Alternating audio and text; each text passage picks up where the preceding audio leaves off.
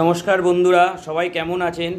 আজ শ্রাবণ মাসের শনিবার যুক্ত অমাবস্যা তিথিতে মা কমলেশ্বরী দর্শন করুন। আজ আমি অনেক দিন বাদে মায়ের ভিডিও করছি। কিছু বিশেষ কারণের জন্য আমি ভিডিও করতে পারিনি, তাই আজকে যেহেতু অমাবস্যার পুজো আছে তাই মাকে দর্শন করাচ্ছি সকলকে। সকলে মা কমলেশ্বরী দর্শন করুন। মা আপনাদের সকলের মঙ্গল করুক।